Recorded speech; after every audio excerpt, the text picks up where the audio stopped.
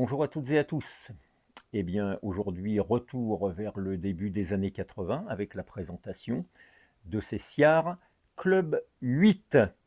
Je dédie cette vidéo à mon ami Carlos de la page de la Galaxie 200 sur Facebook. Alors, on en avait parlé, je crois, il y a 1 an ou 2. Il m'avait dit ce serait bien si tu présentais une enceinte de cette série. Eh bien, ce sera donc le cas aujourd'hui. Avant d'attaquer la présentation des enceintes en elles-mêmes, on va faire donc un petit retour vers le contexte de l'époque. Nous sommes à la fin des années 70, la série Club arrive en 1979, et nous sommes dans ce qu'on pourrait appeler les années disco. Et donc les fabricants vont sortir ce qu'on va appeler des disco speakers, c'est-à-dire des enceintes dédiées un petit peu pour faire la fête en parallèle à une utilisation hi-fi. Alors le pendant anglais de la série Club de chez Ciar serait la série E de chez Warfedel.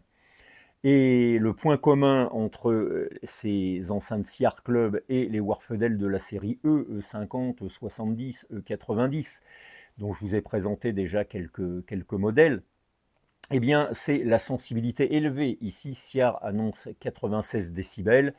Sur les Warfedel, on doit être à peu près à 94 décibels. Des puissances admissibles élevées. Ici, chez Ciar, on annonce 100 watts. Je pense même 150 watts sur la Club 9 pour une sensibilité de 100 dB. Chez Celestion aussi, on trouve un modèle qui s'appelle le Rock Monitor. Alors lui, le Rock Monitor, c'est une enceinte de voix. Je dirais elle est plus partie que hi-fi. Parce que c'est quand même un petit peu typé sono, on va dire. Chez 3A, je pense qu'il y a des modèles chez 3A qui portent l'appellation Disco. Voilà, donc toute une époque. Alors, vous voyez, on n'a pas nécessairement ici affaire à un produit haut de gamme, mais je pense que c'est un produit intéressant parce qu'il s'inscrit dans le contexte d'une époque. Alors revenons à la série Club qui donc sort en 1979 et qui va compter 3 modèles, les Club 5, Club 7 et Club 9.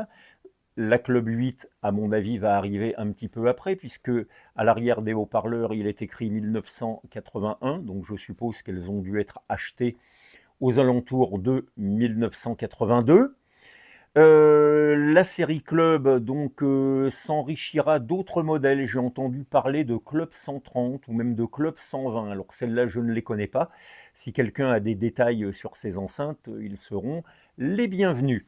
Alors parlons un petit peu maintenant des enceintes. On a une enceinte là ici qui fait environ 70 cm de haut, une petite trentaine de centimètres en profondeur et 35 cm de large. L'ébénisterie est de facture classique, bon c'est plutôt bien construit. Les enceintes sont assez lourdes, 23 kg. Alors à l'arrière par contre on va trouver 2 petits borniers à guillotine qui ne vont permettre d'insérer que des câbles de très faible section. Honnêtement c'est un petit peu cheap. Au niveau des haut-parleurs, bon quand même je dirais ça s'améliore avec le 26 SPCS qu'on va trouver dans des séries purement hi-fi, comme dans la Delta 200. Alors là, je pense qu'il s'agira du 26 SPCS F à double ferrite et qui va prendre une centaine de watts au lieu de 80 watts pour celui-là. Mais on retrouvera ce modèle-là dans, par exemple, les Espace 200. Au niveau du médium, on va trouver le 205 ME. Alors, la configuration de l'enceinte est assez intéressante puisqu'on a affaire à un principe que Ciar a utilisé dans bien d'autres enceintes qui est celui du doublet acoustique. C'est-à-dire que le boomer de 26 cm et ici le 21 cm sont dans la même charge et travaillent, on va dire, en tandem. Ce qui est intéressant ici, c'est que le 205 ME va avoir non pas une suspension à grande élongation, comme c'est le cas du boomer, mais une suspension à petit pli. Les deux haut-parleurs sont en membrane blanche et détail intéressant, le 205 ME possède un noyau baguet cuivre pour lisser la courbe d'impédance.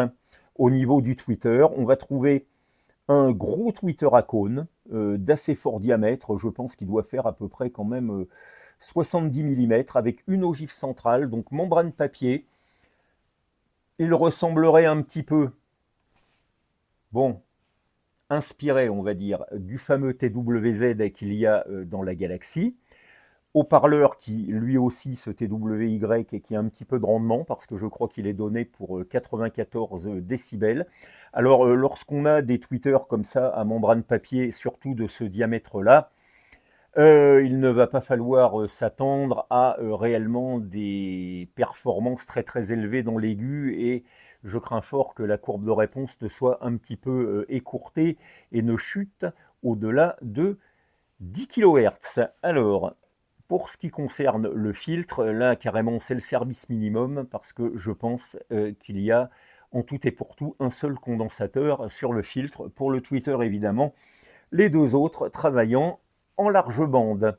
Au niveau du câblage, c'est assez cheap aussi. Cela dit, bon, le câblage, surtout dans des enceintes comme ça, je pense que c'est un petit peu secondaire, mais éventuellement pour ceux qui voudraient les upgrader, peut-être revoir le câblage interne, remplacer le condensateur qui d'ailleurs est un MKP. Donc j'ai mesuré les valeurs la valeur dans les deux enceintes et c'était plutôt bon. Donc ils sont restés tels quels.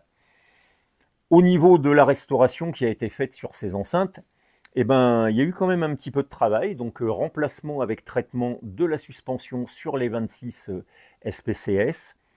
Sur les deux haut-parleurs, recoloration des membranes. Alors, je vous le rappelle, la technique de recoloration des membranes, ça se rapproche de l'aquarelle, c'est ce qu'on appelle la détrempe.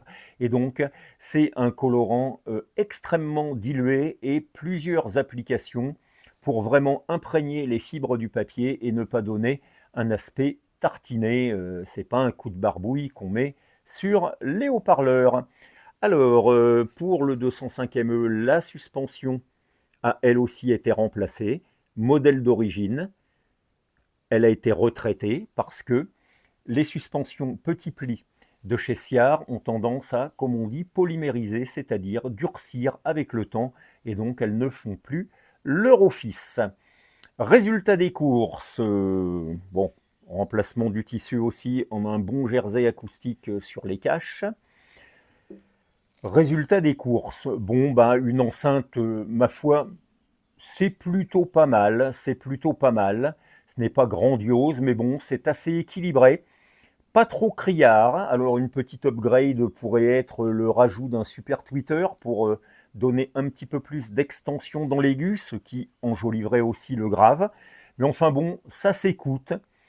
J'allais presque dire que bon, c'est plus pour de la hi-fi que pour de la petite sono, parce que bon, quand même, je pense que lorsqu'on veut faire des fêtes et un petit peu de sono, c'est pas ce genre d'enceinte que vraiment il faut utiliser, donc une utilisation très modérée. Cela dit, Siar annonçait, je crois, 120 décibels maximum pour ces enceintes. Bon, je n'irai peut-être pas jusque-là, au risque d'endommager les haut-parleurs, mais bon, le niveau sonore peut être relativement élevé. Voilà, bon, pour cette courte présentation. Je vais vous laisser en leur compagnie. Je vous dis à une prochaine fois et bonjour chez vous.